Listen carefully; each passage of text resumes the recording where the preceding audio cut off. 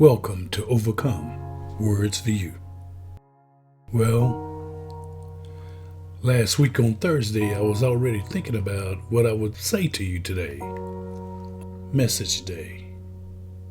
Today is Message Day. A day for me to tell you what I really feel. This is what I came up with. Do you know the decisions that you're making today can make you come up short tomorrow? Have you ever come up short because of short or long or right or wrong decision? When I was young, I would run everywhere. I would take shortcuts, hoping to get there quicker. My mom would always remind me, she would say, "Son, sometimes the shortest way home can end up being the longest way home." I didn't understand it at the time. When you've seen too much or experienced too much, or if you've got away with too much, you're going to run. You're going to run to get away from it, or you're going to run to get through it. You think you're running to safety, but you need to wake up because you're really running to a maybe. I remember the time I took a shortcut trying to get home earlier or quicker. Like I said earlier, my mom would often say, "Son, sometimes the shortest way home is the longest way home. Slow down and pick your friends wisely."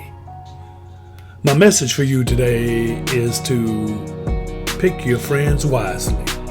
My mother is not here now, but I thank her for ingraining in me that message. The message that I can share with you today. Today, you're going home a little different because of this message. One day you will share it with your family and maybe your friends. You see, I want to tell you that there are no shortcuts in life, only short lives in shortcuts. Who am I talking to today? You may have already made a mistake in your life that's serving as a temporary detour. I want to tell you that we all make mistakes. The key for you is to understand that the mistake can be turned into a present or a gift. Like that one from your first birthday. Do you remember the cake, the gift, or the heartache? Do you remember the present that was missing? If the present or the gift wasn't the one that you wanted, you will never forget the joy or the pain or the one that was there or the one that couldn't be there. But you will always remember the gain. Today, as you sit in the chair, I want you to know that it's time for you to start gaining. Let's gain from the mistakes made. 5 years from now, no one will remember the small blip that you've experienced on this trip. If you make that change today, make that change in your mind, make a change in your heart, and make a change in your soul. You will soon become richer with better choices.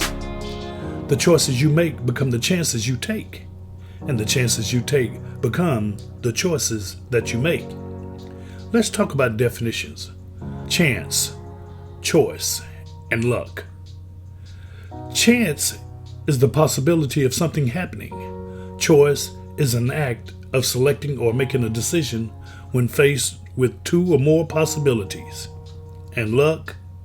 Luck, success or failure apparently brought by chance, rather than through one's own actions. I better say that one again. Rather than through one's own actions. Remember, sometimes the shortest way home is the longest way home. Sometimes shortcuts can lead to a short life. I'm not talking about distance or time. I'm talking about life, about limiting your risk. You see, there are no shortcuts to success. You must pay the price with hard work and sacrifice. Your journey is sometimes more important than your final destination. I hope you caught that. The people you meet along the way are the ones that will attend your wedding, attend your birthdays, attend all your celebrations, and even your funerals. Well, I want to tell you, you should always be proud of who you are or where you come from, especially if you overcame to beat the statistics. If you're not proud of who you are, then make a change to become a person that you can be proud of. Let me change this up a little bit. Hello, my name is Bruce Etheridge, and I went to Travis Middle School. You may have attended Lamar or Bonham or a different school in your town.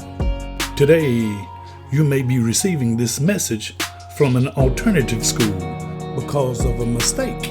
Well, I want to tell you, we've all made mistakes. Don't give up. You can make a change. Coach is trying to talk to you today. You see, I retired from coaching to deliver this message.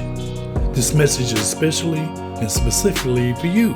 If you're at Wheatley Alternative School or Northside Alternative School, it doesn't matter. But this message is the same.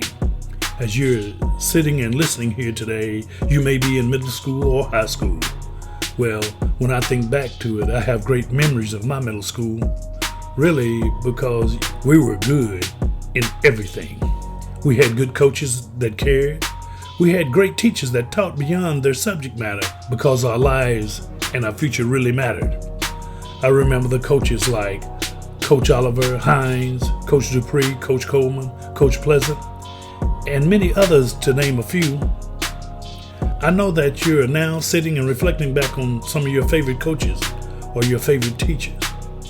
We were lucky, and so were you. I want to tell you that you are lucky today. We had teachers that cared, that taught with the combination of compassion and suspicion.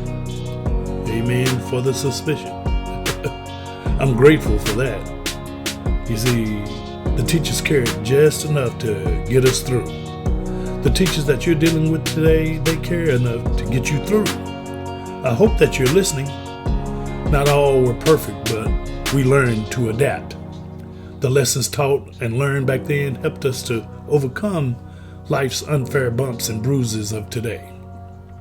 I hope that you're listening because that is what's happening to you. You're being taught some things that can help you overcome life's unfair bumps and bruises. Wake up. Quit looking around and start looking within. You must look within and then begin. Your life matters. We were taught to respect our elders, teachers, respect administrators, or else the SWATs and POPs would remind us of its importance. We were taught to sit down and shut up. We were taught to respect boundary lines.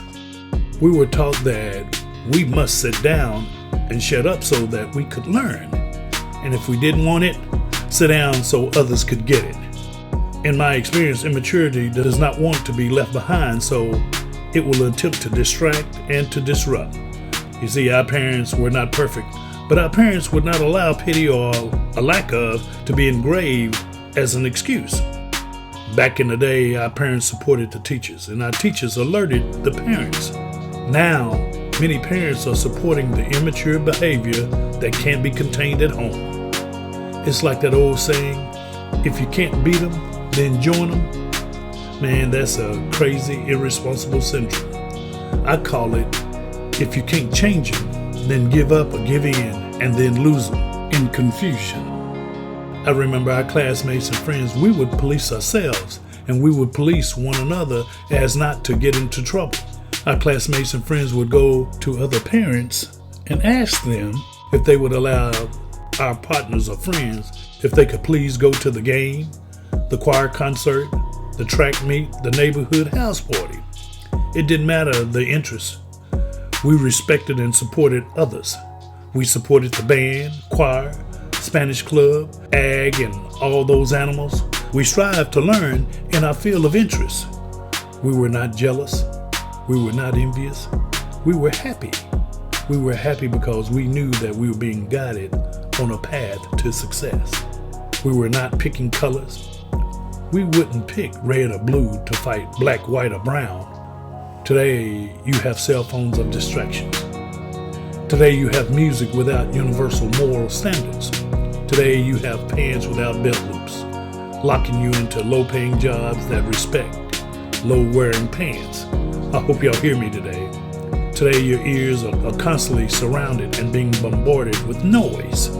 Noise from earplugs, noise from earphones.